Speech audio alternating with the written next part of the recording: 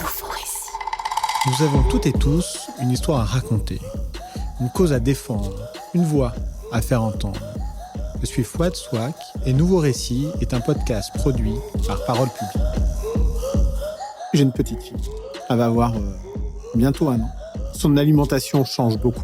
Parce qu'on passe du lait maternel, l'allaitement, puis ensuite on passe au biberon. Il y a aussi l'alimentation du nourrisson, les recommandations en fait d'allaitement jusqu'à au moins 2 ans. Enfin bref, peu importe, on rentre pas dans ce détail-là. Ariane est au biberon, puis après on passe au purée, et puis après on passe au laitage, aux compotes, etc. Donc c'est assez bien cadré parce que les médecins généralistes, les pédiatres, non, bah écoute, si tu fais la moue, pour ceux qui ne nous regardent pas, c'est-à-dire tous, tu vas me donner ton opinion ou tes recommandations. Et là, dernièrement, je me posais la question, donc elle en est toujours au lait le matin. Il y a un moment donné, même si manifestement la recommandation c'est que ça dure le plus longtemps possible, il y a un moment où ça va changer. Et quelle est donc l'alimentation idéale d'un enfant, d'un très jeune enfant, le matin? Alors, l'alimentation de l'enfant, je faisais la moue parce qu'en fait, tout le monde a son avis, c'est comme sur plein de choses. Tout le monde a son avis sur les... Ah, faut lui donner ci, ah non, attends un peu, ah là, faut faire ça, faut machin. Or qu'au final, c'est assez simple sur l'alimentation de l'enfant. Bon, déjà, jusqu'à 4 mois, c'est dans l'idéal un allaitement maternel, sinon après un allaitement artificiel. Donc là, c'est du lait, il n'y a pas de question à se poser. Et maintenant, on commence la diversification alimentaire plus tôt qu'il y a quelques années, parce que les connaissances évoluent aussi sur certaines choses. Et en gros, on estime qu'il y a une fenêtre entre 4 et 6 mois, et c'est là qu'il faut y aller et qu'il faut leur faire goûter. Alors, excepté certaines choses, mais globalement, il faut tout leur faire goûter. Excepté, ça va être les produits surtout crus. Pas de Château Margaux.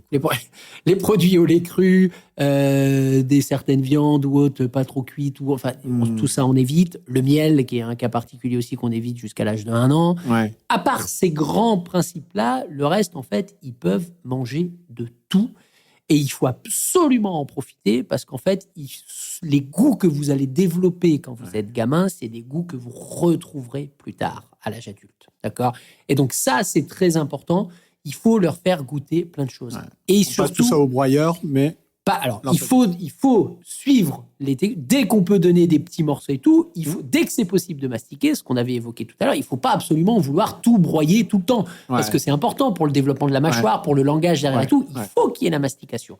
Donc dès que c'est possible, on adapte. Bah oui, on va être du liquide, après ça va être du semi-solide, etc. Et on va aller progressivement vers les petits morceaux, etc. Et surtout, tout ça, c'est hyper important avant 2 ans. Pourquoi avant 2 ans ? Parce que ceux qui ont des enfants vont voir où je veux en venir, c'est qu'à partir de 2 ans, c'est la rébellion. À partir de 2 ans, c'est le fameux non. Ouais. Et donc, en fait, ils vont dire non pour manger ça, je veux pas, mais en fait, comme ils disent non pour pas mettre leurs chaussettes, ils disent non pour pas faire, voilà, c'est un petit peu... Et c'est normal, c'est le développement de l'enfant. Donc, en fait, il faut avoir profité de toute la période avant pour faire goûter plein de choses, parce que globalement, ils mangent tout ce qu'on leur donne. Et après, derrière, à partir de 2 ans, il va y avoir une petite phase où ça va être un petit peu... Et c'est là qu'il va falloir avoir quelques petites astuces, faire des petits trucs, des petits découpages de légumes en petites formes pour les faire marrer, etc., etc. Et puis, il y a autre chose qui est très important pour les enfants. Et ça, j'y tiens, parce que vous avez des surprises. Moi, je demande aussi, mais quand vous êtes tous ensemble à table, vous mangez tous la même chose ? Ah bah non, papa, il a besoin, il faut que ça lui tienne au corps, il faut qu'il ait une grosse entrecôte à machin. Moi, je prends ma petite salade, j'aime pas trop. Le petit machin, il est pas trop machin. Donc, non, les gars, non.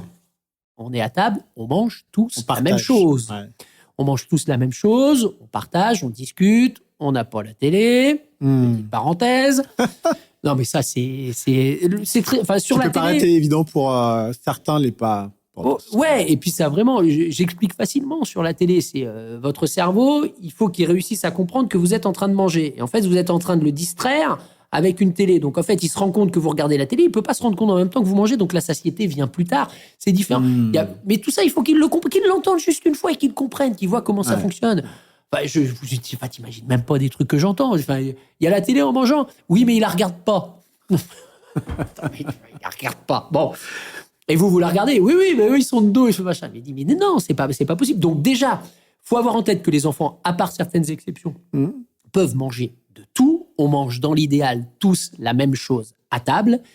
Et pour ce qu'il en est de l'alimentation recommandée, Donc, c'est le fameux régime méditerranéen que j'évoquais. Ouais. Sauf que le régime méditerranéen, il date d'une autre époque. Et quand on parle de régime méditerranéen, on parle de vrai régime méditerranéen traditionnel. À l'époque du régime méditerranéen, on n'avait pas autant d'aliments ultra transformés et on mangeait de saison, notamment. D'accord ?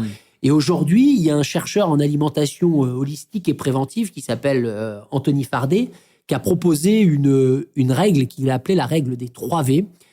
Et je vais vous parler de ces 3 V parce que ça permet très simplement que vous ayez en tête les bases de l'alimentation saine. Les 3 V, c'est quoi ? Le premier V, c'est vrai. Le deuxième, c'est végétal. Et le troisième, c'est varié. Le premier V pour vrai, ça veut dire limiter autant que possible les aliments ultra transformés. Le deuxième V pour végétal, c'est aller plus vers une alimentation à base de produits végétaux que animaux, parce que les produits animaux sont à la fois pas bons pour la santé quand ils sont pris de manière importante, et pour la planète non plus. Donc c'est avant tout une base à une alimentation à base de produits végétaux qu'il faut avoir. Les fruits, les légumes, les légumineuses, faut pas oublier, c'est hyper intéressant. Les fruits à coque, etc.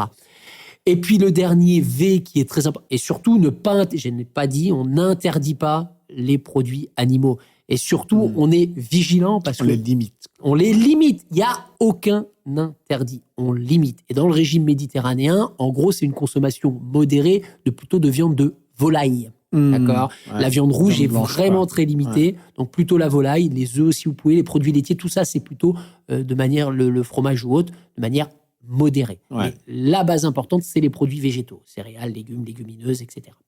Et le dernier V, c'est le varié. Très important, c'est quand on entend manger varié, diversifier votre alimentation.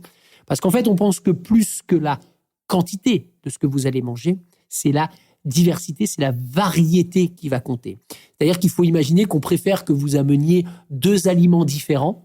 En fait, les 2 composés qu'il y a dedans vont agir ensemble pour vous donner encore plus de bénéfices que si vous en aviez mangé qu'un seul. D'accord ? C'est pour ça qu'on demande de manger varié.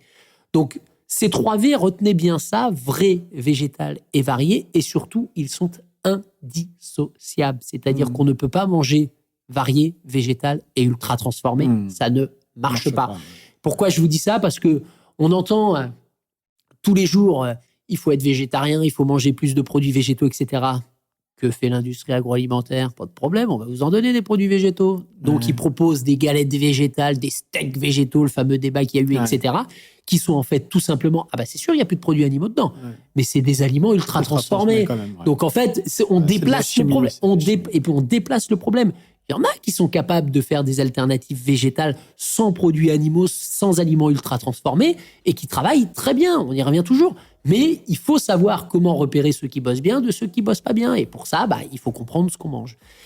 Et donc, le dernier V, qui est le varié, qui est très important aussi. Et on rajoute, mais ça, j'ai envie de dire, c'est un petit peu la cerise. La priorité, c'est vraiment les 3 V. Et ça s'appelle le 3V BLS, parce que c'est pour, si possible, bio, local et de saison. Parce que c'est possible. Donc, voyez que ça vient plutôt en deuxième. Et posez-vous les questions. Est-ce que ça a du sens de manger un produit bio hors saison ? Est-ce que ça a du sens de manger un produit bio importé de l'autre bout du monde ? Ça peut poser question. Mais ça dépend. Mais le côté reprendre les saisons, etc., c'est pareil, c'est l'école, tout ça. Aujourd'hui, les gamins, quelle est la saison de tel légume, tel fruit, tel autre ? On n'en sait rien. C'est l'école et c'est l'apprentissage ou la connaissance tout au long de sa vie. On parle souvent, en fait, d'acquérir des connaissances professionnelles.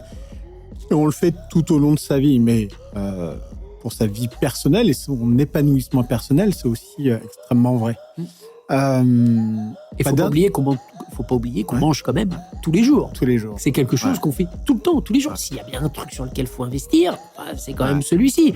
Et puis ce qu'il faut avoir en tête, c'est de l'autonomie à vie. C'est-à-dire qu'une fois, il ne s'agit pas d'aller vous reformer tous les ans. Une fois que vous avez compris une bonne fois pour toutes comment ça marche, ce que c'est une alimentation saine et durable, c'est bon, vous avez les outils pour vous êtes équipé pour toute votre vie. Donc c'est ça qui est aussi hyper intéressant, c'est que c'est pas juste de se dire « Ah oui, mais tous les ans, il va falloir y retourner pour pas perdre... » Non. Une fois que vous avez les bases, c'est parti, vous avez tout.